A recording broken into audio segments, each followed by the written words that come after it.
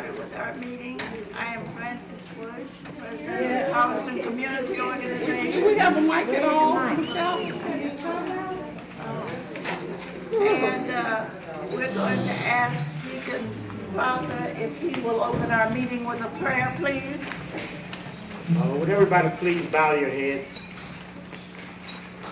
Spirit of the living God, we ask that you fall fresh upon us right now. Yes.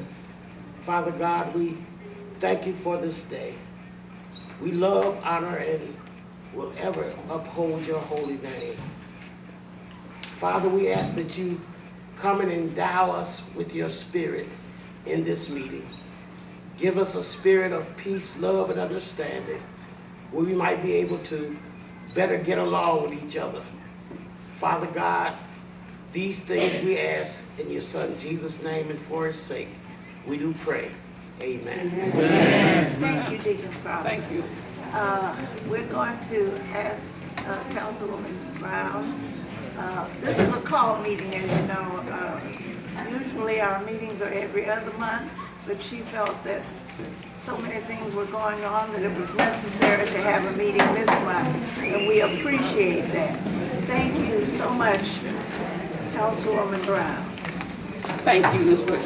I want to, first of all, say good evening. Good evening. And I want to thank everyone for coming out. And as I said, this is, normally we would not be meeting this month. We would not be meeting until the second Monday in May. But because there were so many things going on in the city, I thought that it would do good for us to have a meeting this month.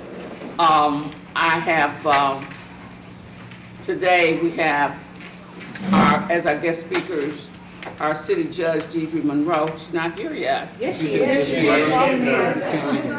Oh, I didn't see her. He's around the corner and I didn't see her. And I thought we were going to have some representatives from code enforcement. And then we have a representative from a group called Little Brothers Friends of the Elderly. And then I have several announcements that I want to make about things that are going on in the city. But I will make those announcements after we start with, I don't know who was going to come for code enforcement, do you know? But she's not, Right. she's not here yet. Right. Okay. So the interim bill. Okay, well then we'll go ahead with the Little Brothers, Friends of the Elderly. We'll start with you, Ms. Townsend, if you want to. You can come up. Yeah. This is a program. I went to a luncheon last week, the mayor's organization for disabled persons, MOD, and she was there. She stopped me in the hallway and she gave me a card and said, this is what they did. And so I thought, well, she might want to talk to our group. There might be some people in the group who could, who might need to avail themselves of the services that they can find. So Ms. Townsend, if you want to go ahead, it's on you. We don't have a mic, and I'm sorry about that. I don't know what happened. I don't know why we don't have a mic. But you can go ahead. Thank you. My name is Jacqueline Townsend, and I'm with Little Brothers Friends of the Do Elderly. you think maybe if you stand, they might be able to hear better? Yeah. Again, my name is Jacqueline Townsend. I'm with Little Brothers Friends of the Elderly. We are, a non-for-profit, volunteer-based organization. We are committed to alleviating the isolation and loneliness in seniors that are 70 and older. Excuse me. Little Brothers, what we do, we go out and look for seniors that are 70 and older. And we connect them with volunteers. The volunteers come to their homes twice a month and take them out on outings. We also take them on vacation. We are part of the Chicago chapter. We've been out here since 2012. We actually started right here in Gary. Is there anybody here that heard of Little Brothers Friends of the Elderly? No. Okay. What about Little Brothers of the Poor? Yeah. Okay, we are actually Little Brothers of the Poor. We started in France. We're actually still in France. Sorry. We're in 8 different states, in 8 different countries. We came out here in 2011 looking for seniors. And what we did, we recruited about 62 seniors. Our seniors are in Gary, Maryville, Crown Point, just to name a few places. Our vacation home is in Batavia. We're funded through we have no government funding. All our programs are free. We visit and we also celebrate a life. We take our seniors out on the major holidays. Thanksgiving, we were out at the Performing Arts Theater in Monster. Easter's coming up, that's another one of the major holidays. We'll be at Olive Garden. Our seniors are 70. They have 2 or fewer contact from family members or friends. We're looking for seniors, and we're also looking for volunteers. Does anybody have any questions? Yes, ma'am. Is there an income requirement? No, as long as you're 70 and older and isolated and alone. Have very few contact from family members or friends. We don't ask you for your social security number. We don't ask you how much money you make. That's not our concern. Our concern is alleviating the isolation and loneliness in our seniors. Because we look around, who do we see when we go to the stores? We don't see any, we see seniors. And a lot of them don't have anyone. If you look out the window during the holidays, what happens? You see our seniors looking out of the window because they don't have anybody. So we're looking for people to go visit them. What is 1 hour? All we asking for is 1 hour for you to visit those seniors twice a month. And I know a lot of you know seniors here that live on your block that don't have anybody. They may have you to come over there and sweep or do something for them. Let's look for our seniors. Let's get together and find those seniors, and let's volunteer and go and see them. Our seniors don't have to pay to go on outings with us. Donations, that's how we take them out. We take them out for their birthdays. I'm passing out brochures. Is there any other questions? Let me know. Let's talk. Let's get these seniors out of their homes. Yes, sir. I have a question. How can someone like this group of this 5, what are some of the things that we can voluntarily do to help seniors within the community? Are some suggestions of some of the things that you may be able to promote or be able to say, hey, a senior needs just a phone call, or a senior just may need, I don't know, just 1 hour of just company, just being able to have a conversation. I want to hear from you what you are looking for as an organization to bring forth to a senior. What I'm looking for is the volunteers to go through an orientation. Once they go to an orientation, what I will do is match them with a senior.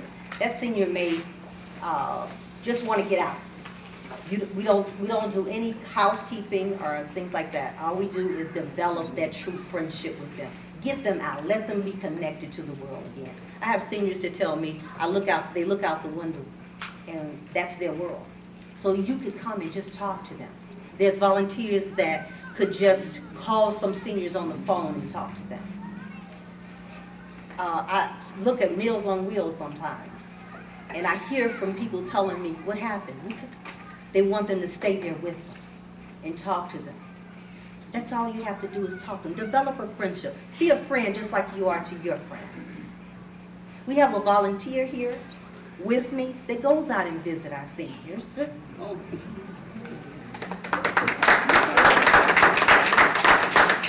Hello, everybody. My name is Brenda Ross. Some of you may know me. I'm actually a Humana agent for 25 years, but I volunteer my time with Little Brothers Friends of the Elderly.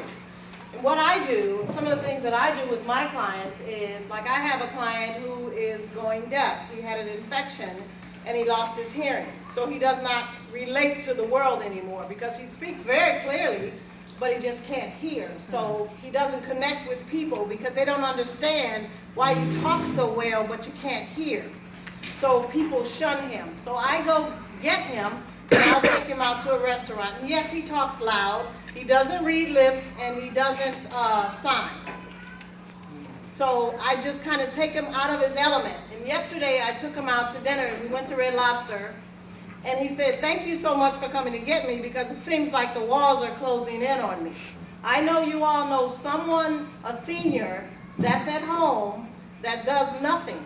And they may even be crabby. That's okay. I work with the crabby ones. That's okay. They're crabby for a reason. You know, if you're alone and you're isolated, you're going to be a little mean too. So what we try to do is just try to come in and bring a little joy. You know, we might bring a little plant or something, or just come sit and talk with them. You know, I have a strong relationship with the veterans. My dad was a veteran. My brother was a veteran. I like to hear some of the stories of what they've done, because the only thing I know about is what I've read in the history books. I'll be 60 in 2 weeks, and I'm still learning about what really happened. Did we really win the war with the big Vietnam War? You know, so I want to hear those kinds of stories, and they want to tell me. You know, so we get them engaged and get their minds working. That is the purpose of Little Brothers. Don't be embarrassed. Because there's a lot of us, we want to hear those stories. Us young folks, we really want to know how could you all live without color TV? You know, how could you all live, you know, without a TV period? You know, I just don't understand it. And my mother said, we don't know what it's like to have fun. She was born in '33, and I was like, what did y'all do? You know, but those kind of things, they're important to us because they give us wisdom. You know, so that's what we're trying to do, is just get the seniors engaged. Because some of us are getting a little older, that doesn't mean we just have to die. We want to live too. So I just wanted to share that. It's a fun thing. I have a good time with it. And it doesn't require a lot of my time. Well, before you leave, I'm going to be in the back. I'll take your name and number, and I'll give you a call. Okay? And all you have to do is go through an orientation. It only takes 2 hours. We do a background check on you. We pay for the background check. Did I understand you to say that the senior has to be isolated? No. Most of our seniors, yes, they are isolated. They don't have to be. They don't have to be. Well, first of all, we are looking for the seniors that are isolated. Those are the ones that we need to get out. Okay. Yes. We're not looking for seniors that have dementia because they can't get out with us. We go to nursing homes, we go to assisted living, we go to independent living, we go to your homes. Wherever there's a senior, we'll go to that senior. Yes, sir. I think I kind of understood her question that she was asking her, do they have to be by themselves? I would just use this example. My grandfather, he was 90 plus years old, and he lived with me and my wife, but it kind of got kind of boring just seeing us every day. And he would get on the phone and call friends and say, hey, come by and see me. Pretty much begging people just to come visit him. When we got him out, I don't care who he met, he would try and develop a relationship, a conversation. Even one time we was all going to church, we left him there. He called the fire department and complained about some issues he was having. When I got there, he said he didn't call it must have been his sister. But when I got there, they was all in the room just having a conversation. They said he just needed somebody to talk to, so I can relate to even seniors that may have loved ones there, they're still looking for that outside world to reach to at the same time. So I can relate to it. Right, they are looking for the outside world, but those seniors, we do not look for. And the only reason we would run out of funds to be able to take care of. If we look for everybody, if you have family, the family does that. We looking for those seniors that are actually isolated. They have 2 or fewer contact from family members or friends. They may have children. The children may be living in Florida, or I'm just using Florida for example, but those seniors are isolated. They see their seniors for the holidays. They may get a phone call. But seniors that live with their family, no, those are not the seniors we're looking for. We are actually looking for those seniors that are isolated. They may have a husband, it may be a husband and a wife. Yeah. But if it's a husband and a wife, they could be isolated because they may not have connection with other family members or other friends. So those are seniors that we are looking for. Okay. Yeah. Is there any other questions? Well, Okay. I just wanted Ms. Townsend to come when she mentioned, when she mentioned the program to me. I just thought that it was something we might be interested in. Some of us might know someone who could use that service, so I wanted her to come and speak to us and tell us about the service that they offer. So thank you, Ms. Townsend. I appreciate your coming, and if anybody else wants to talk to her, then feel free to do so.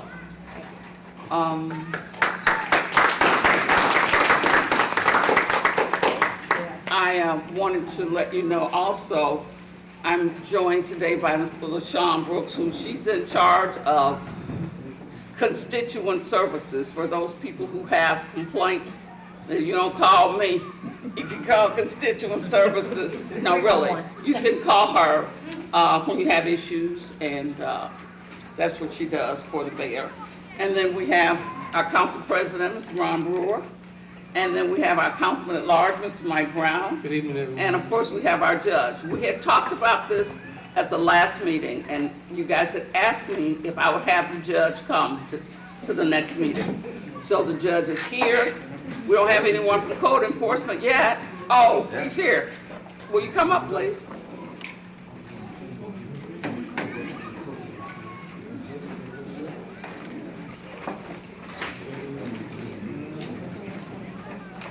So, if you'll introduce yourself, and I don't know if you have anything that says what kinds of issues are code violations. I see you have some. Okay, good.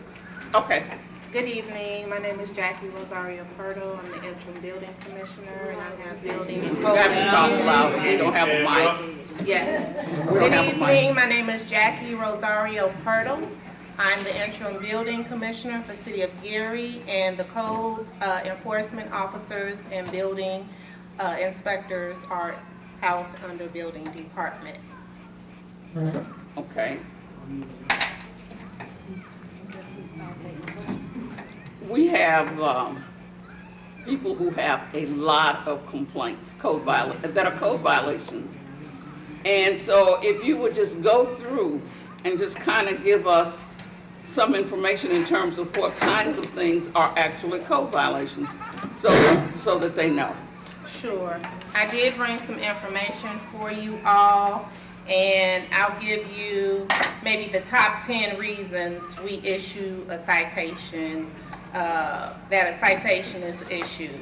Not maintaining lawns on front, sides, or the rear of your property, dumping on private or public property, if you have high weeds or tree branches, abandoned vehicles on blocks or jacks, 2 or more flat tires, dismantled expired plates, or the vehicle is inoperable, parking on front or rear lawns, open burning you cannot do, obstruction of streets or sidewalks, unnecessary storage or debris, signage. It's unlawful to erect, place, or stand any signs on the property line, and not maintaining your fencing. So those are the top 10 citations that the code enforcers go out and do citations. I just want to say something before we take questions from the audience. I want to say something. One of the top concerns that people have are people who are not maintaining lawns on the front, side, or rear of the property. People who are not cutting the grass, not taking care of property, and we don't know that they're being cited. And those, I get a lot of calls, a lot of complaints. What can you do about it? What are you doing about it? So that's what we need to know, what code enforcement does about those kinds of issues. So the process when the code enforcement officer goes and let's say you're not maintaining your lawn and it's over 8 inches in length. What they do is look at the history and see who the property owner is, and then they issue the citation. That citation is then mailed to the owner of the property, and then it also goes to Gary City Clerk. It is given a court date, and that's when the owner goes to court, and then we process the whole citation. It's a process that takes around 30 days.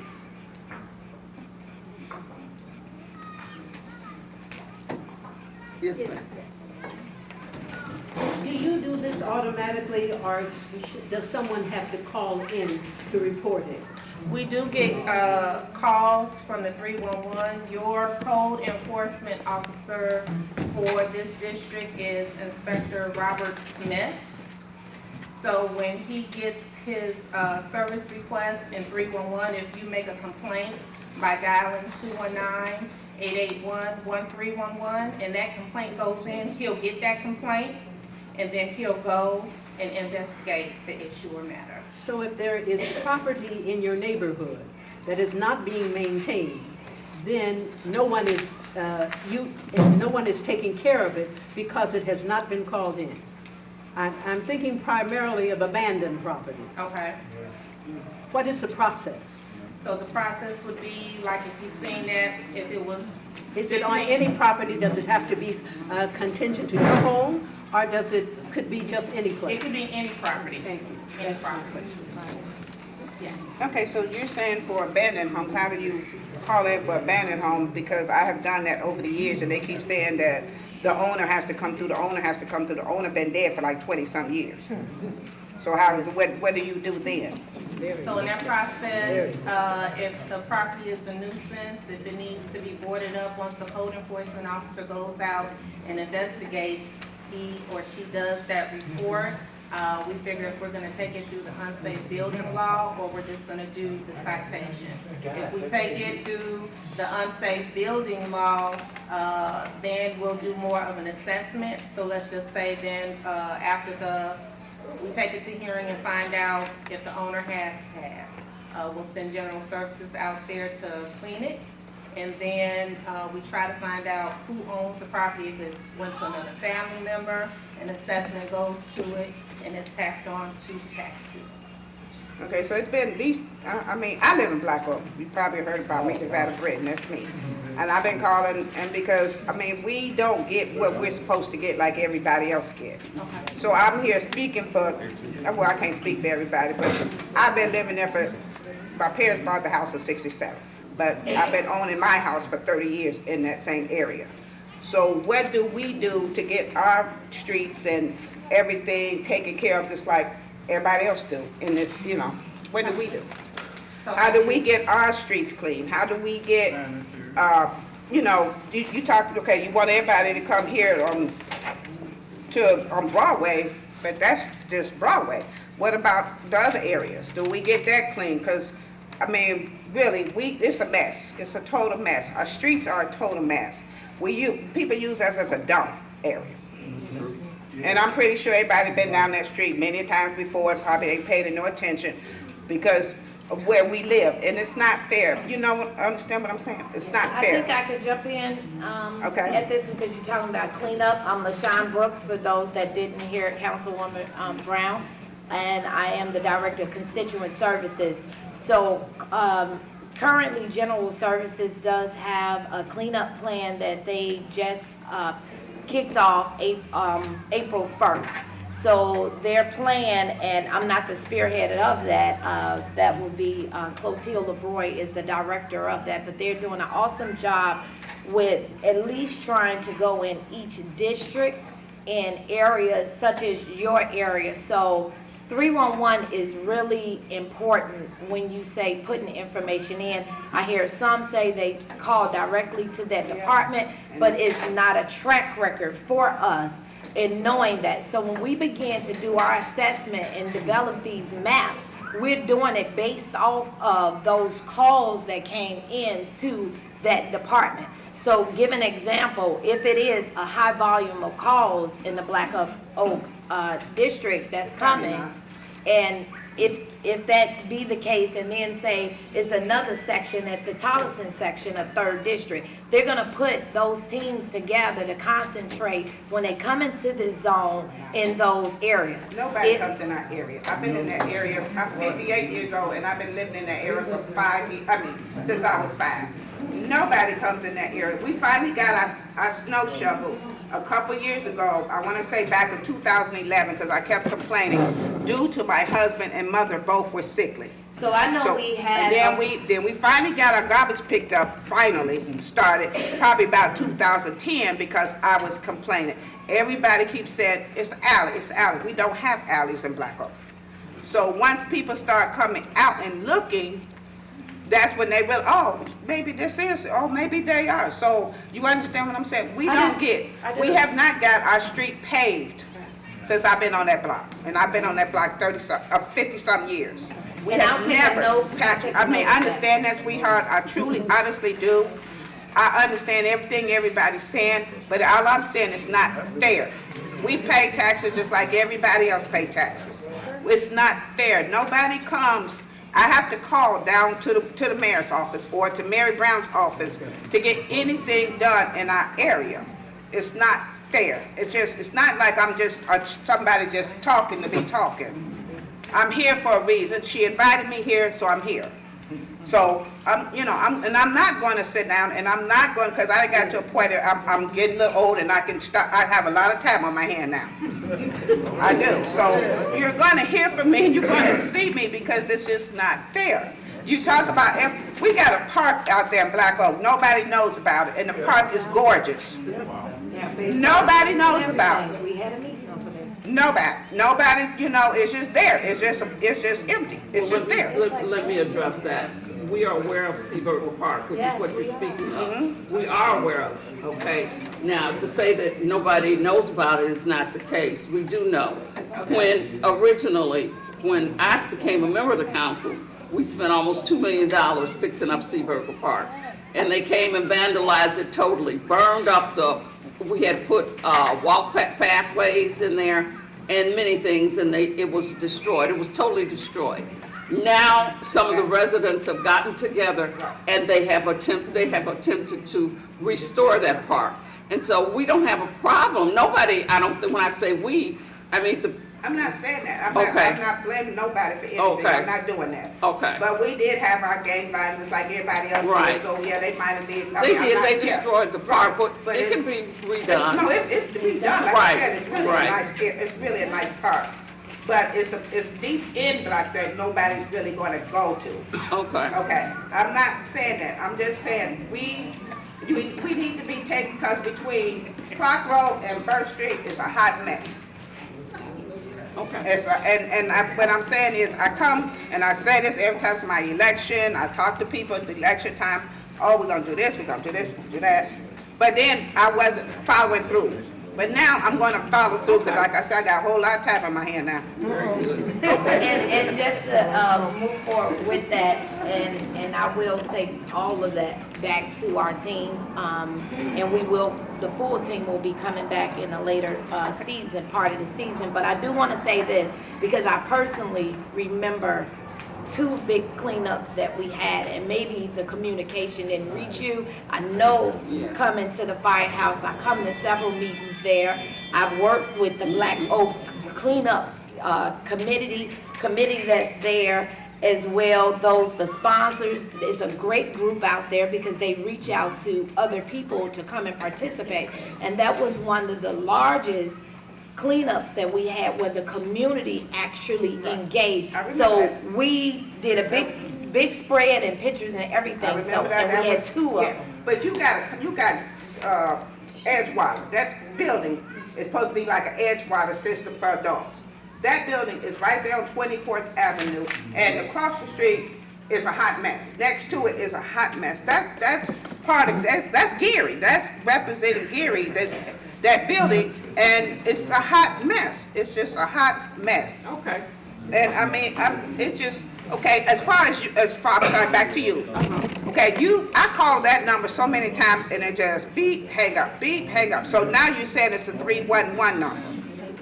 Because I have people that, but what I'm saying, so it's down 311. So No, it's 881-1311. 881. So the number that Google giving you, y'all can cancel that out. That's what you're saying, it's 887 something? Because it don't, because every time I Google it, it goes, because I've talked to Miss Lane about it, and she tried it, and she said the same thing. That number does not ring for nothing. It just automatically hang up. So if you can Google. That's how I get all y'all numbers, because you Google, because there's no way you can really just talk to nobody. So you said 881. Yes, the number is 1311. Okay, so do everybody know this number? Yes. 881, okay. Okay. Yeah. How are you all doing? Yes. Back in the day, you didn't have to call police. They was riding around citating people. Whatever happened to that idea? Is it gone or what? Because see, so many cars are in people's drive, on the easement, boats are in the, driveways where they're stored, How come they haven't been cited? This is on my block and on my 19th Avenue place. I mean, it's been there for a long time, and I've been complaining. But the boat's still there. The vote, what's the address, ma'am? I don't know that. Okay. I just know my address. And I can't remember that address. Code enforcement came out, when was that? Last year or so? Yeah, they've been cited, I don't know what has happened, but they've been cited about that boat, I I do know, know but that. it's still there. Yeah. People just right down the street, as you're going around the place, right there, they keep cars on the grass. It's a lot in our neighborhood that needs to be done, which me, two more of my seniors, which is one over there, we go out across the street, the land that you help. I paid to have my cut, and I also keep it up. But on the same token, I think we can do better with our city if you all just ride around like they used to. Because when I first moved back home, in my parents' home, my father had a car in the driveway. Do you know they just came on the cited and then towed it away? And they do ride around. They do ride around. But they're not doing what they need to do. That's what they took that car because it didn't have no plates. Right. And you need to go back to the old-fashioned way. That's where you can get the money from to help our city when you citate people. And it could be a problem with, well, we don't have this, we don't have that. It's a lot of money here that you can get for people not doing their yards, having cars, all of that. So let me add, when the code inspectors do come in and they look at their 311s and get those service requests, they go in and answer those. And while they're in the 3rd district, they do ride So around you their just area. asking for somebody to call you and let you know? No, ma'am. No, Okay. ma'am. I'm gonna see how long this happens, because I'm not gonna call anymore. Because I do my job and we do our job on our block, but on the same token, it's not my job to keep calling. And I would appreciate if you all go back to the way you used to do things here. Because I was born and raised here. And I appreciate all of you all. Let me just add something before we take another question. Just last week, I got a call on 26th in Van Buren. Young lady has a daycare, and she complained about all the stuff that people have been dumping. So I rode around in my pickup truck, and I just left a job, so I'm full of stuff on the back of my truck. It wasn't 5 minutes later that code enforcement came around, and I was already walking, looking too bad, that they was already running my plates behind me, trying to see who I was until they see who I was. But I was happy to see that code enforcement was out riding. I hadn't made the call yet. I was just out on the call because the young lady called into the office that there was a lot of dumping there, and she would appreciate if we can clean up. So I went out to see it, but I can testify personally myself that code enforcement is riding around. And because he said he thought he had one when he sent me out there. But I'll also add this too. That same evening, this same code enforcement officer was off, and he caught a gentleman dumping inside our city from the outside. Now, I'm not going to tell you what he wrote on Facebook and said to the young man, but he got the gentleman out of our city at the same time. So code enforcement is riding around. I think the problem is people, the citizens is not seeing the response what's happening after the citations are written. What's going on after the court goes on? The report is not coming back. I talked about this in the 2nd district meeting. They talked about cars going down, trucks going down over the bridge, and they shouldn't be going to. The police, right? But the police chief said we're writing a ticket. I told the chief, let's bring those numbers every month to the meeting. Let the people know what you're doing. I think that's our problem. We're not letting you all know exactly what's going on. Where's code? Where's the police department? crime that's happening, where the burglaries that's happening inside your community, you need to know what's going on and know what results that we're doing on our behalf at the same time. I believe there's a disconnect with the communication, and we will do better with that. And then it's one man, I don't know who he is. He's been doing this for the last 2 years. He done cleaned out Clark Road on his hands and his knees in the cold, picking up all the trash along the road. He's been doing that for a couple of years. And I said, the next time I see him, I'm gonna stop and get his name and bring it to you all. We know who he is. He works for He's been doing a good Green job. Urbanism. He's been doing it Yes. a long time. Yes, he goes. So I'm knows gonna who he is. stop and get his Yeah. name. Yeah. But on 19th Avenue, it's the same garbage that's there, and you can see. The good thing to clean it up is when the weather's like it is now. You got tires all along this street from Clark Road to where I stay. You know, and I can't do it all. My senior can't do it all. But where she helps us, it stays clean. So it's a jump, it's junk over there. And I'm tired of looking out the window, looking at all the paper that's blowing. And I wish we can get some help cleaning that area up. Thank you. Mr. Jacob? How many code enforcement officers do you have? 3. And if I can, I'm Deidre Monroe, and I want to say hello. I thought I would be able to get my mother on that program, but she's too active, unfortunately, to my church mate. I mean, we have to really, all of us, understand where we are. You know, Gary at one time had 120,000 people. Now we're down to about 80. So you're talking about 40,000 people who have left the city. If you divide that by 4, that's 10,000 properties, you know, 2,500 each district that, you know, continue. People are coming into our community and dumping. And code enforcement, they have 6 officers. They have an officer in every single district. They bring in 3,000 cases a year to the court. Their goal is to make sure that when they bring a case in, that it's gone, that it's finished. They stay on those people until they clean up their property. And I can say that most of the time, once we bring somebody into court, that's it. They don't come back again. We have to be diligent as citizens on, if you see somebody dumping, write down the license plate. Bring it to the police department. This young man right here, Mr. Bower, he used to work on some of the dumping. He was going through the trash, getting IDs out to look at the people, bring them to court. So, we're active in what we're doing. It's just so much that we just got to continue to be aggressive in what we do and continue to try to bring those people into court. But once they're in the court, they clean up their property and they don't come back. So all I can do is encourage you to continue to call. If you see somebody dumping, take a picture of the license plate. I'm not telling you to put yourself in danger. Take a picture of the license plate because we have people that are coming into our community and just dumping. And they don't care, Gary is the dumping site, we just dump. Every year, probably starting in May, I have everyone who's involved in my various programs do community service. If you're in my drug court, you do 200 hours of community service. Every year, they go out and clean up about 200 yards or lots a year. So if you add that over the 20 years that I've been here, they actively do that. And it's still work to do. So we're doing it. We have increased the amount of code enforcements. In 2010, we had about 4.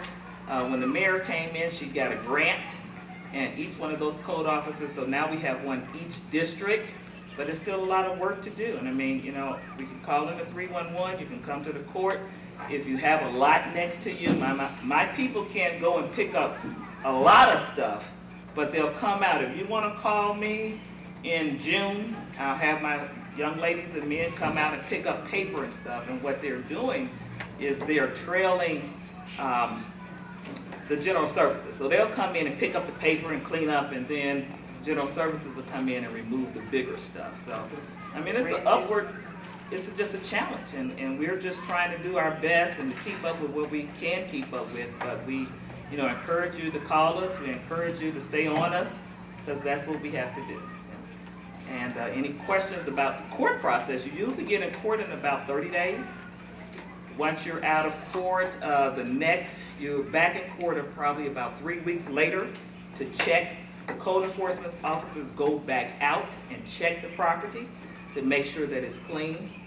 It's hard now to tow cars because the state has put a lot of different things on it. So you can't tow a car, you gotta get a clear title and all those kind of things. So once they come into court, I encourage the people who I had some man a couple of weeks ago, he had 7 cars.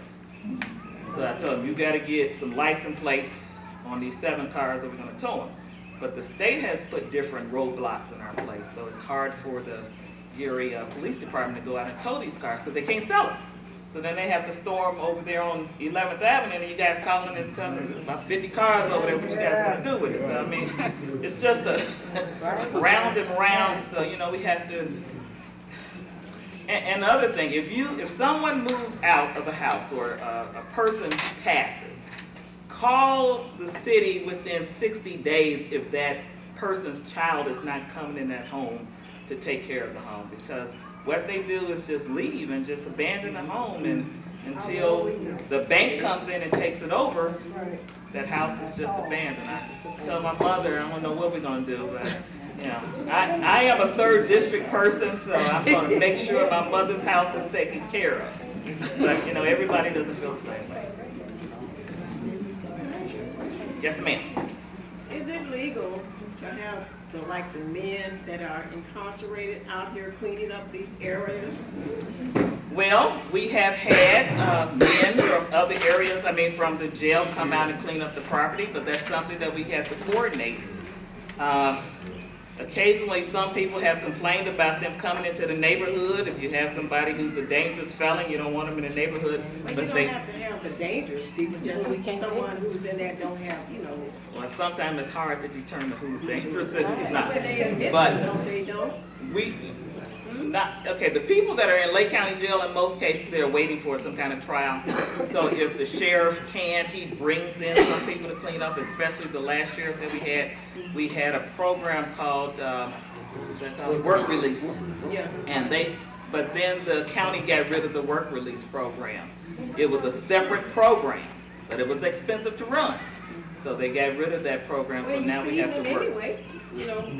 Well, that's not something that I can mandate. That's something that's done by the county people.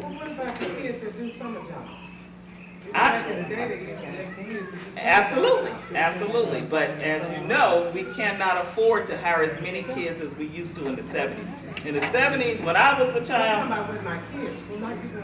when I was a child, we had federal grants that gave us some money to hire kids. We don't get that now. How many do you have? I don't know how many they have for the court, and we only have maybe 2. Because the city does not have that pot of money now to hire 200 and 300 kids. When we had that in the 70s and the 80s, I used to work on the summer program, but we just don't have that. That's not what the federal government is doing anymore. They're not investing in our children. Yes, ma'am.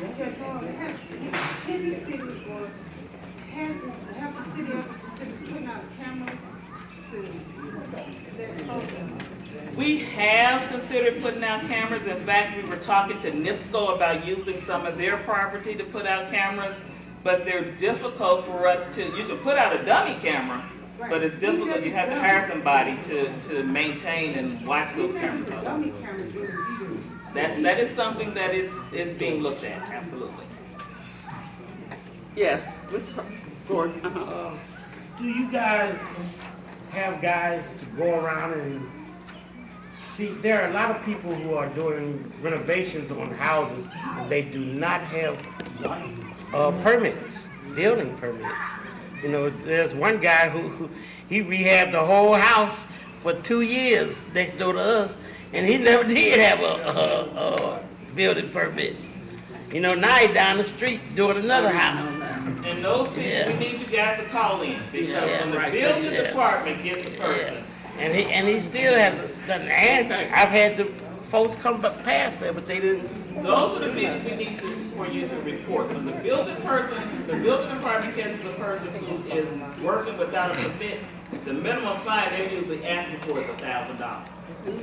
So those people we're getting, when we get those people, we can distinguish. So if you know a person, you see them, just call in. I also, and that goes the same for the rental property, because don't you have to come down and get something to rent your property? Yes, ma'am. You're supposed to have a rental permit. Not just have the address and everything? Yes. In our efforts to eliminate blight, there are several programs that are new this year that the city will be moving forward with.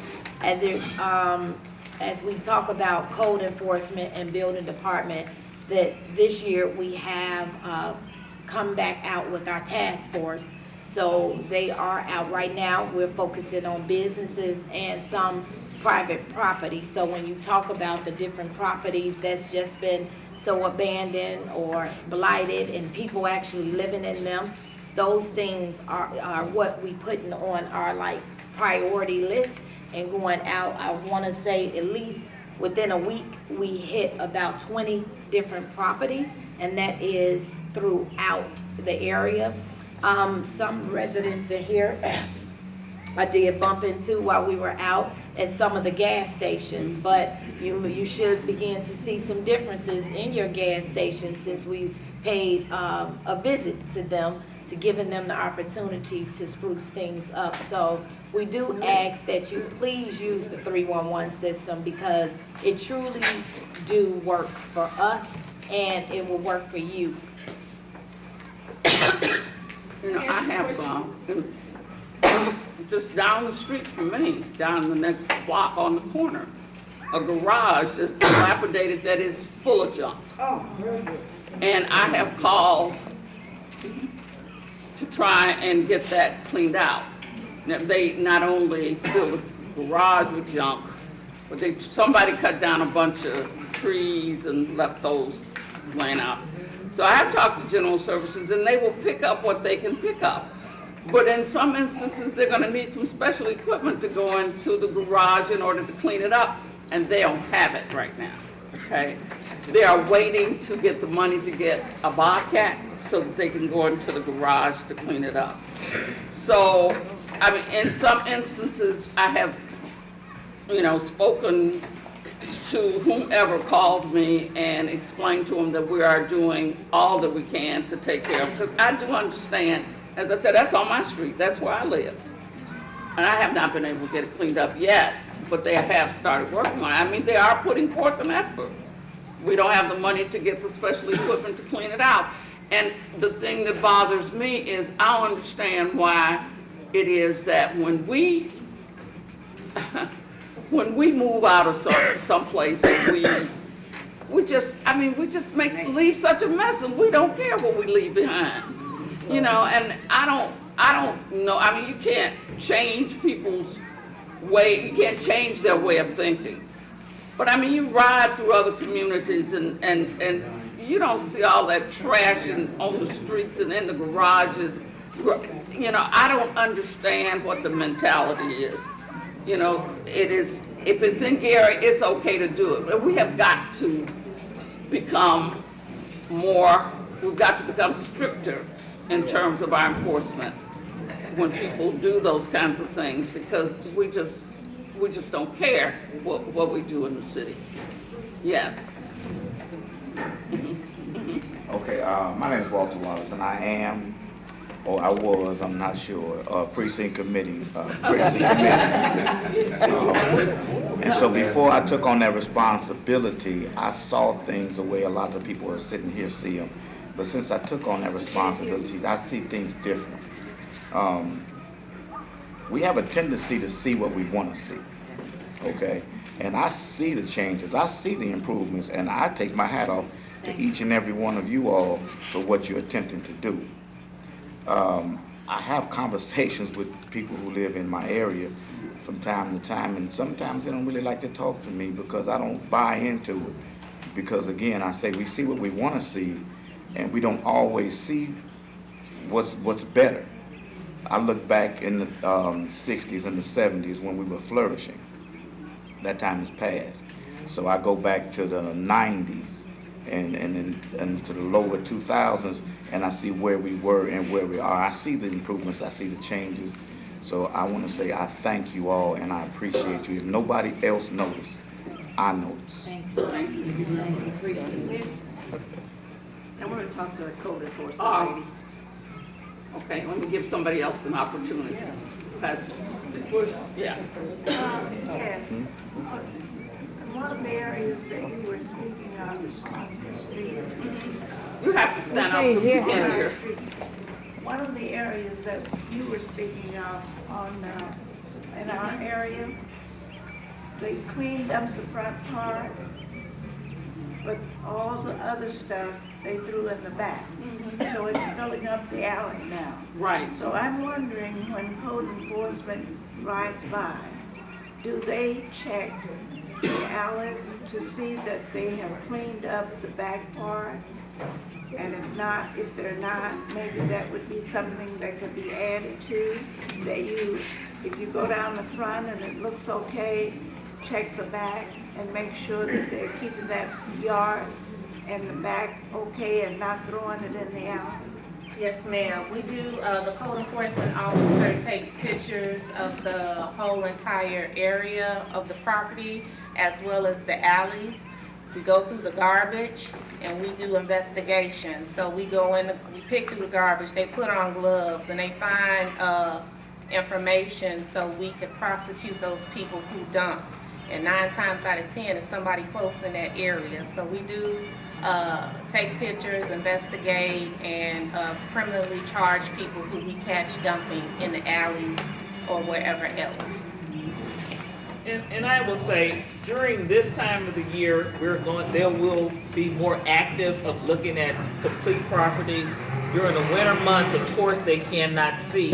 So I have to give a little bit more leeway to a person who comes into me and say, hey, I can't clean up, it's cold, the grass is too. But at this point, they will be looking front and back. And if the person has not cleaned up their, I don't allow people to bring their phones into court, but if they come to court and they say, hey judge, I cleaned up my property, I'll allow them to go get their phone and bring it in. But code enforcement does go back out and inspect the property before that matter can be off the docket.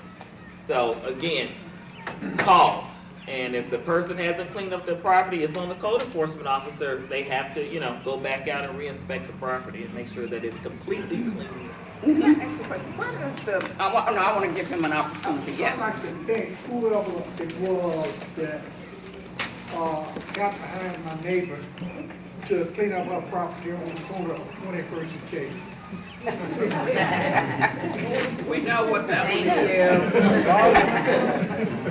What is, I have a question. Those, okay, right here on 19th and 1st Street and like 15th and Calhoun, when you go down 15th Avenue, all that land they're clearing out, they're building something in that area? Parking trucks there. I'm sorry?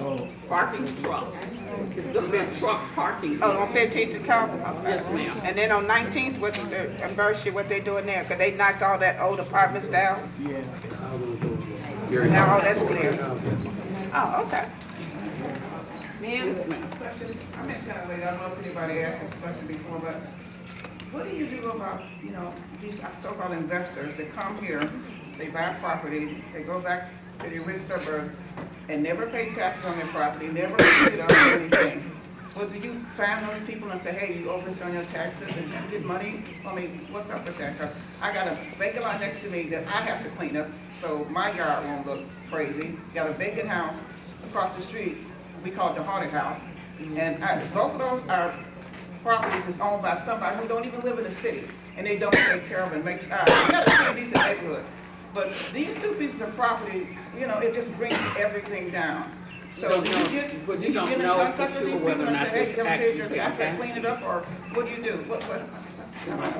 So I could get those addresses from you afterwards. We could do a building order on that and inform the owners of their responsibilities. And they'll have up to 30 days to change it. We tell them when you come there, Some of the hardest people to catch up with are people that have property that are addresses in West Palm Beach and those kind of places. And we do have those, we have a lot of them. The one thing that the city is doing is attaching that bill to the, their tax bill. But of those persons, there's, you know, they don't come back, you know, they're speculators. So it's very hard, so some of those properties end up on the demolition list, but we have to go through every step before we can get those properties demolished. They have to make sure that nobody is claiming, they, you know, have a period of time they have to put it on the tax sale, and then after that period of time, they can redeem the property. So those are some of the most difficult, and with our population as an aging population, a lot of people who have done the reverse mortgages. And those companies, you know, don't worry about the property. So that is one thing that we're trying to address in various collection efforts.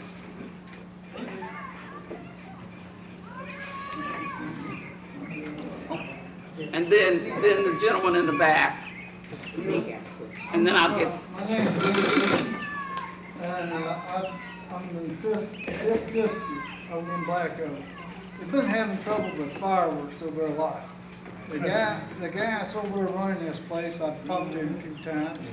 I can't get the police out there. I call a police officer out there, he says, what do you want me to do? I said, I want you to give him a ticket. I said, what's the matter with you? We're going back and forth, man, the police. I said, well, he's still blowing them up down there, you know, on this building, you know? And he is not blowing little stuff up, like barbecue, all this little stuff. He talks big stuff. Yeah, big. And then he's got these containers behind his place full of fireworks in the alley that the taxpayers are paying for his stuff being in the alley. And then he's got blocked off with a fence, and then he's got these big old concrete plank slabs out front of it, but he blocks it off. And in Hanley Street there's a sign that sticks out, if you're going back south, you can't even see it, get out on 25th there. Because the sign's there, right there, lighted up, you know, and you got to pull out front to keep from getting hit, you know. And then he's got another sign over here. This is all on taxpayers' property. And then he's got another sign right there on the ditch, about 10 foot tall in the air, maybe 15. If you can give us that information after this meeting, sure can. and then we can add that to. Right now, And he just won't quit. I mean, the officer says, we called the other night, and they said, we're not sending an officer out here. That he's got a license to blow them up. That's all you hear. But I'm saying he ain't got a license to blow them up, he got a license to sell. But you gotta be, I wanna know if he's licensed and bonded.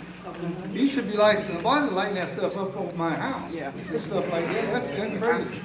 All the time. And that's bad out there, that's real bad out there. I'm like this lady here said, I've been out there like 55 years. And this place has just been, it's worse now than it's ever been. You got bandit houses there, you got people being found up in the houses, you got the drug addicts up in these houses shooting up and stuff. I've had to run them off, I don't know how many times run people off of them. Then I got bandit houses beside me falling down. Every time a fireworks show goes on, they burn a house up. The house behind me burns up, and he just had a fireworks show. Sir, but nobody does nothing. let me just jump in real quick. That's something that we need to send a task force out there and address those issues, because it sounds like you have several issues going on in an isolated area. And I'm gonna refer that they send a task force out there and we get a response back as far as council members, Councilman at large and Councilwoman Brown, that we get a response back what took place when the task force went out. so you're in the fifth? He's in the fifth. He's on the other side of the board. Okay. Doesn't have to, and another thing, he lives in Michigan City, you don't even know people. Oh, wow. He's in Michigan City, he comes down there and does what he wants to do and go back home, you know? And then he got about young guys working for him, and they just do fireworks every day, all day, any time of year. Excuse me, Mike Brown, Council Law. And one of the other problems could be that the state law allows him to shoot those fireworks. So we need to look at it from a legislative standpoint, beyond just the city law. Right, that's something else we have to be concerned about. So we gotta, yeah, right. Right. And so when we get to that point, now we have to talk to the legislators. Would you stand up so we can hear The you? fire department owns a drone. The fire departments have drones. We don't, I mean, I wouldn't, you don't want me with a drone. But the fire department does have one, and they use it to check for fires and hot spots and things like that. But we're talking about trash, spring is now coming, we can see all the garbage, the tires, the furniture. That is You ride up something and that down the city 25th should Avenue look at. and Chase and Burke, and just look in those thickets, see all sorts of stuff. Excuse me, are you saying when you take the drone and videotape the aerial, so we have a better idea That's what what they- things look that's like what they do. from the top down, instead of having just someone walk and try to find Right. aerial? Okay, Thank you. I have some good news.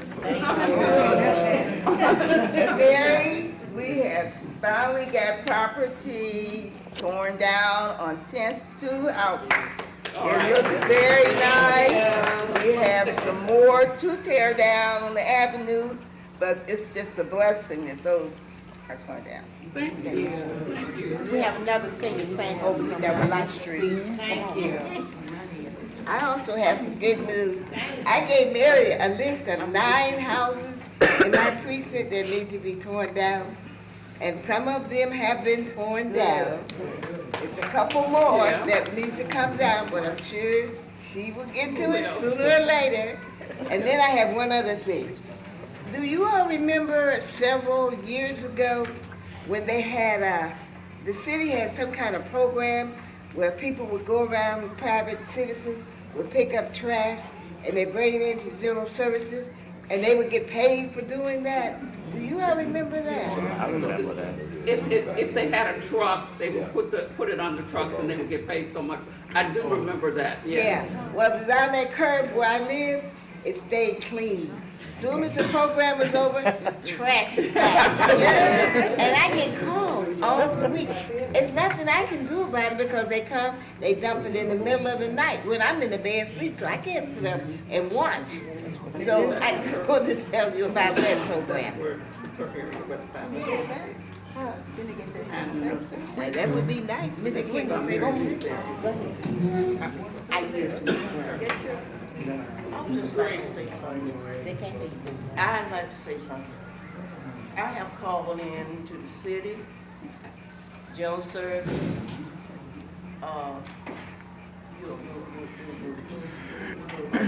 Court Enforcement, and I've called in the mayor's office about this building that's next door to me. I'm tired of picking up debris. Every time the wind blows, it's over in my yard. Right now I have debris over in my yard now. I'm almost afraid to go over there because the gutter's hanging down, one part of it, all the rest of it is gone. We still have one part still hanging. And I'm just afraid to go in there. And I have called, and this is not the first time I said this. I have called, I have all the departments that I know. They direct me to someone else. And I'm just tired. When the grass is growing up, I call Sister Brown. Sister Brown will get someone out there to cut it for me. She's good at that. Good at that, Sister Brown. She don't leave me hanging. I think that is 2965. And that they have been out there looking at that house. So I don't know the man that owned it, but I know it's an abandoned building and it's just raggedy. The garage falling down, the fence in the back done fell down. It's bad. And I'm just tired. That's the haunted house she was telling you about. Okay. All right. I have a question. Will there ever become a time, since we're talking about dumping and we have some targeted areas, will we ever incorporate hidden cameras? That way, it will pay for itself if we find these folks enough where it'll hurt, and we can eliminate some of this trash that's the dumping, at least, that's being incorporated. Will we ever get that? I mean, it's embarrassing to go to other surrounding communities and they're talking about simplistic things that we can do. We're not talking about $1 million cameras. I don't know how much they cost, but even in that, it's worth the investment. then we won't have to hear it every council meeting, my yard is nasty. We keep on hearing the same things over and over and over. And you guys are doing a job of cleaning it, but half of the battle is the follow-up. Because people are going to continue to trash until the mentality has been changed. And I think the mentality will be changed when they see a city that's cleaner. Your Or get caught on the response. camera. Right. Or get caught on the camera. Okay, we're gonna take another question, yes. It's not a question, but ever since I moved out here to Gary, it's like all I hear is what can you all do? And not what we can do as a city, as a whole, to help you all with this city that we say we love. How can we make this city back the city that you all say it used to be?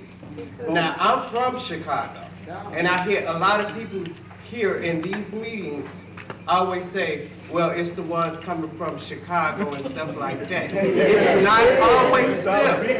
It's not. And we have to, you all say the surrounding areas are nicer than Gary. We have to come together as a whole and clean this city like we want it clean. We can't say, well, code enforcement and all of them. We all have rakes and shovels and stuff like that. We can get out here and clean the neighborhoods, these abandoned houses. We can make them look like that someone lives there. I started cleaning my yard Saturday. I'm not gonna lie to you. I'm not saying just our yard. Than I am. I'm No, saying just we can clean our I'm neighbor's just talking yard. about my yard. Now look at everybody in this room.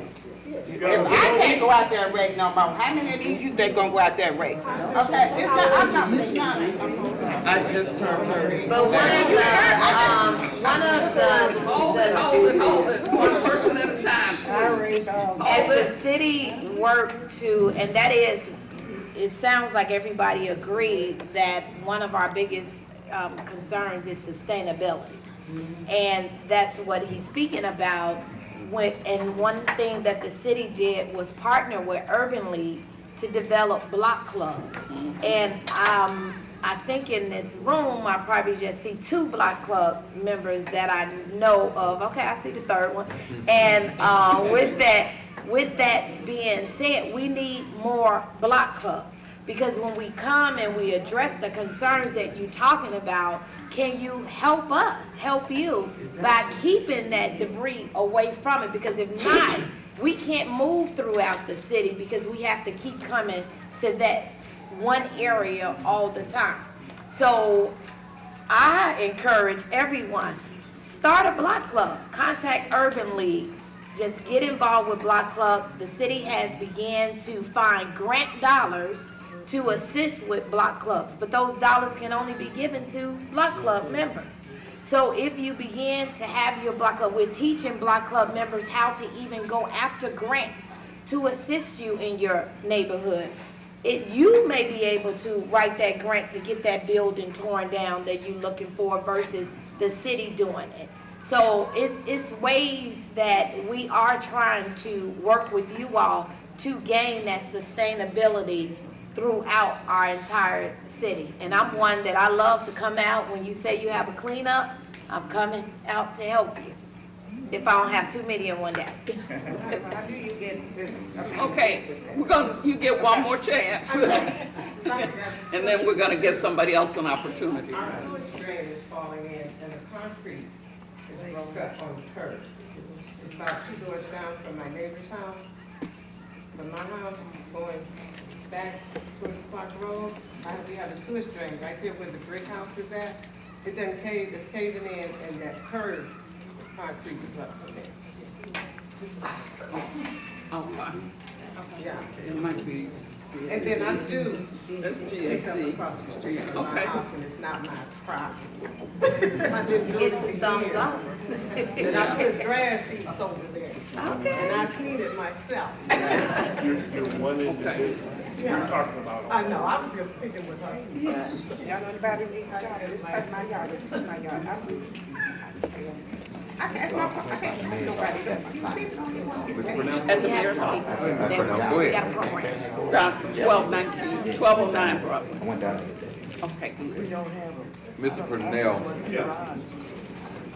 You know, I want to talk about code enforcement, but I'll give you a break. I'm looking for Kenya, she's not here. But the item I wanted to bring up is animal control, The last couple of weeks, we've been seeing the feral cats. This is springtime. All the feral cats is getting ready to have baby kittens now. They have kittens in every spring, but, I've been calling up there looking for animal control. And they told me, they'll come out and look for them. I haven't seen any animal control as of yet. So what I ask is there any place that we could surrender these animals at?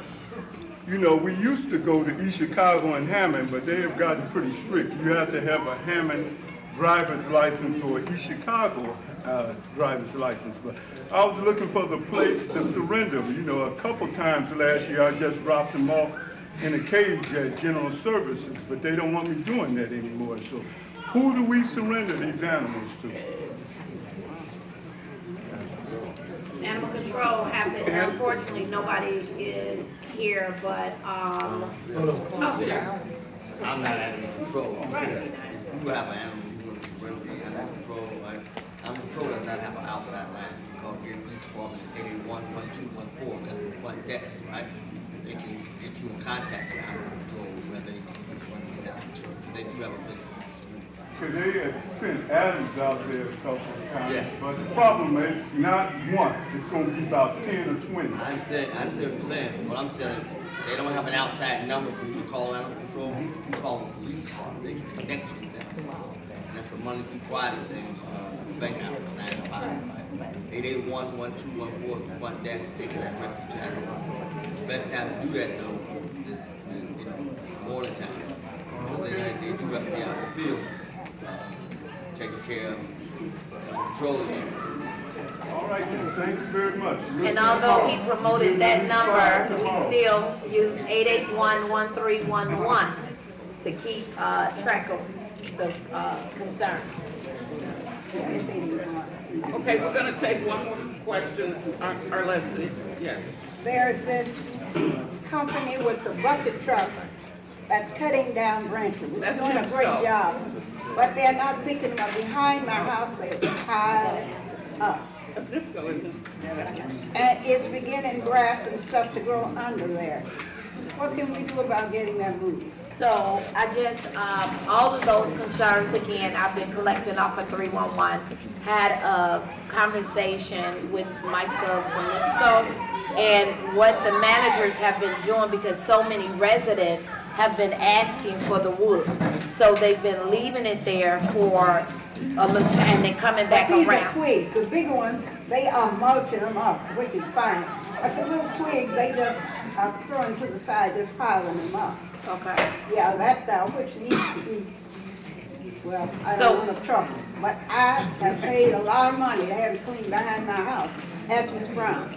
But, and it doesn't belong to me. I don't want to see it, when it's real windy, they start moving. They just need, it's not a lot of them, it's not the whole block back there. Right It's just behind half of it, they just keep being moved. And once that's done, I'll take care of it, like I used to see you do on half years ago before you had this all. He did a great job. So just give us that information. May 7th. Yeah.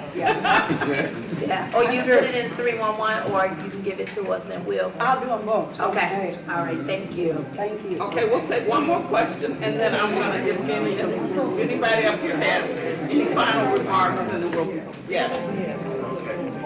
All right, and I want to go first, I got 3 questions actually. Gentleman back there that asked about animal control.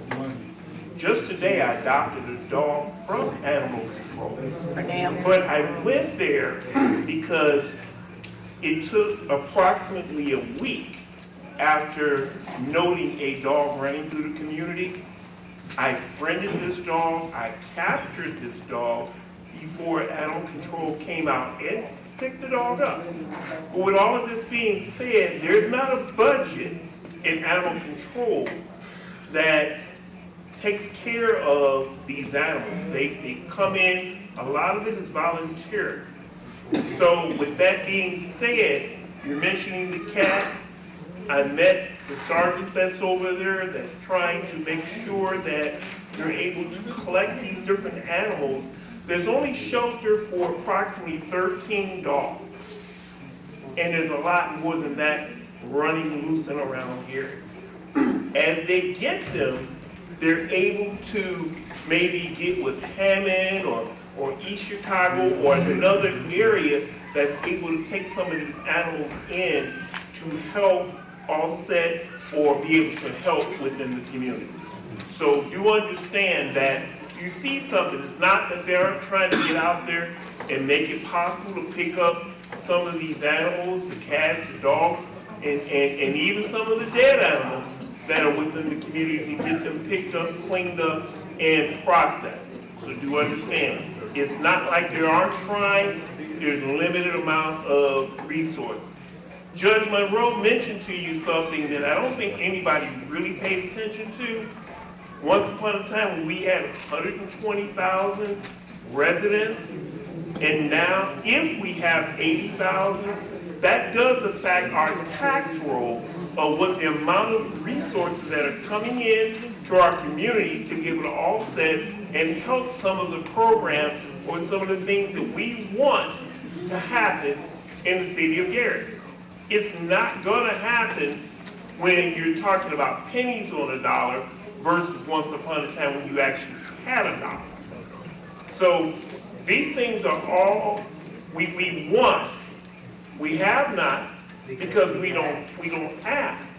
And when I say ask, a lot of this, just like he just finished saying earlier, in terms of us being concerned about our communities, our various areas, being able to reach and pick up. And I'm not saying that we all don't put in or pitch in, or if we see something and we don't pick it up and we won't put it in a receptacle where it should be. If we don't say anything, it'll never happen. That leads me into my code enforcement question. Because code enforcement, I feel, and this is my feel about it, they're not doing enough. And when I say they're not doing enough, I look at, what are the fines that are assessed, just as we talked about, above 8 inches of grass within an area? Is there a fine that's imposed? And if there is, what is the fine that's imposed? Dumping. What is the fines that are imposed that the courts can assess and put down and go against these people that are allowing these types of things to happen? Because if these fines aren't stringent enough, they're going to keep doing it, and keep doing it, and keep doing it. So what I say is, I do realize that, the state has a lot to do with what we're able to or not able to do when we speak in terms of the vehicles being towed away and you don't have a place to store these different things. But with that being said, council, I think that, within the state, you got Vernon Smith and some of the others that could go down to the state and start really legislating into the behalf of where we're at to make some of these things possible. But to code enforcement, what is the fine if there's above 8 inches of grass? What is the fine assessment? For the grass, I believe it's 55 plus court costs, maybe that's 135 for court costs, and so a little over $200. Okay, so $200, okay. And if they don't do it, then what? If they don't do it and the code enforcement goes out and recheck, it's a recheck fee, and that's $50. Is there at any point in time the city of Gary is able to assume any of these properties due to the lack of concern of the property owner? So if they don't cut their grass, we can do an assessment and have general services go out there, and that'll be an assessment that they will have to pay. Well, I'm speaking in terms of assuming the property, the county. The county owns. No, the city does not assume the property if that takes place. It doesn't. I see where you're going with it. If it were me, I would like to assume the property, that way I have more control over the property. But let me just go on this point here. Last year, the city council normally gets funds to clean up inside the city, and I asked my colleagues not to take those funds and let's put the money back into general service. We was able to hire at least an extra 10 to 12 people inside of general service to help with cleanup. And they didn't just all come on one shift. We was able to run 2 shifts. And last year was the first year we was able to do that, and we saw quite a bit of things got cleaned up inside our city. Now, we have this conversation almost every year about cleanup around this time because the snow has melted, the temperature is now warming up, and things are starting to green up a little bit. But we're starting to see all what was left behind and what got thrown out throughout the winter time. So we're in the process of cleaning, we're in the process of patching potholes and paving streets, but it takes a little time. We're going to put that program back in place, and we're starting, I believe they're going to start taking applications for applicants next week to get them back on the street as soon as possible. We're going to start a little early this year because we started a little later last year, but we're going to address the problem because we know there is a problem with cleaning up inside our city. But that's just not the only problem that we have. We have a problem once we cleaned up, how does it stay cleaned up? I saw just the street sweepers go down on Taft just yesterday, and I saw McDonald's boxes and shakes and everything else just thrown out. We can't just wait. Right after that, people have thrown out things. So people are going to throw out things, but we have to have a remedy how we're going to keep these things clean. As you see things, we need you to report it. Report it immediately. Don't turn a blind eye. Let people know that you're watching them as they come down your street with the trucks or whatever. What a lot of people still don't get and understand, you could sit a bulk item out with your garbage. You don't have to take that mattress or that couch or that television and in the middle of the night try and dump it off. Sit it out there with your garbage and they will pick it up with your garbage service. Now, if you're having a problem with that, we need to know about that because you pay for that service. So you're paying for one bulk item to be picked up every garbage service. So we're trying to get that message out to people so they can stop taking these couches and dumping them into wooded areas and sitting by abandoned houses. Just sit them out there. We have at least 2 sites where you can take and dump items every day throughout the city, 6 days a week. You can take bulk loads and dump inside the city here. We have the location. We continue to put that information out. But the last thing I want to say is I'm working on something that's going to hopefully help us with the abandonment and vacant lots inside our city. I'm working on a tax exemption bill to allow people that want to build new homes inside the city can come in and build a brand new house inside the city, as long as it's over $100,000 and the average house costs at least $100,000 to build now. You will pay no taxes in the first 5 years if you come in this first year program. I think it's a great incentive. It would take away a lot of the blight that we have inside the city. We have not seen anything on tax exemption probably in the last, almost 20 years. That's when the homes got built on the west side of Gary when they had the tax exemption program. You see in the small farm area. Beautiful homes that's built. All those homes are fully occupied at this time. I think it will work. I just look at what we're seeing on TV as the taxes continue to go up in the Chicagoland area, and I don't frown on everyone that comes in from Chicago. What I think we have to do, we have to have some things in place where we're enforcing the law, whoever comes into our city. The same way you go to Maryville, the same way you go to Hobart, you know once you come to Gary, this is the way things are going to be. People are way too lax when they come to this community here.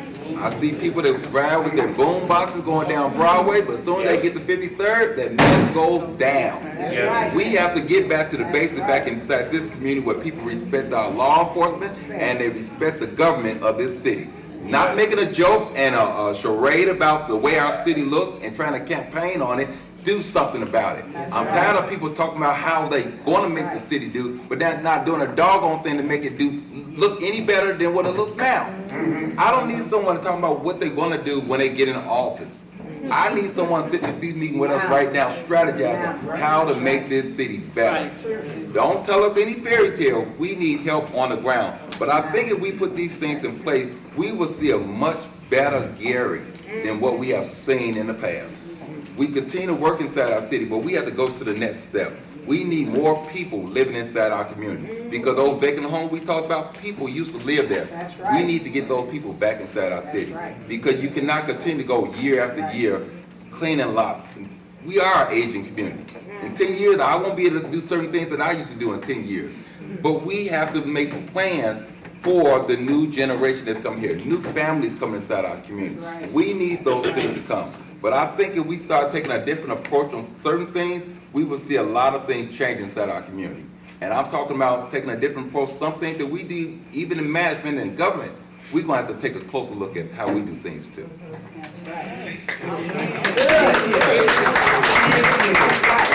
Anybody else up here?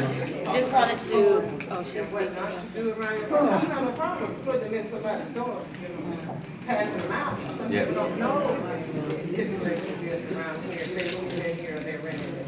They don't know what the code is, not to do this, not to do that, cut your grass and all of that. I don't have no problem walking around my neighborhood. I mean, if it's okay with you all.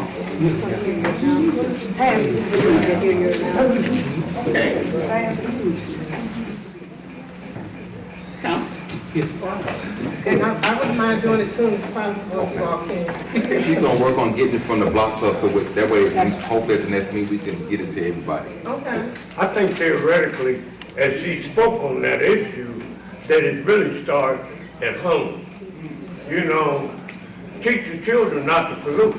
It's not just that part. It kind of starts They at don't know home. what. It's not all just children. I mean, They don't well, know. right, I mean, as we get older and still pollute, Okay. you didn't learn it from the Okay, start. we are done with the public participation. We're just gonna get some comments from the panel if they have And I some. appreciate you all. Thank you. I just want to thank everyone for coming out. I'm Mike Brown, your councilman at large. Recently got on the council since December. What I want to say to the residents of the 3rd District, because I live in the 5th District, I'm extremely impressed with your commitment to your community. Right. I'm a homeowner, I live in the 5th District. You're concerned about us growing. We cannot grow without your participation. I totally agree with our president. We have been going throughout the city to these comprehensive plan meetings, and I know you all had one as well. And the thing that really amazed me is various communities coming out saying, we like this to change, we like that to change, we like better services. All that can come about. We may not have the economics we want at this particular time, but we have people. And you all have a voice by dialing 881-1311. You all have a voice by calling each other saying, did you see that? Taking license plate numbers, you know, taking pictures of things, and believing that whatever it is that needs to be done to make things better, they can be done. But we can't do it just sitting here in this room. We've got to go out and we got to make a difference, because when I go to other communities throughout the county and throughout the state, they have similar problems. But you know how they resolve them?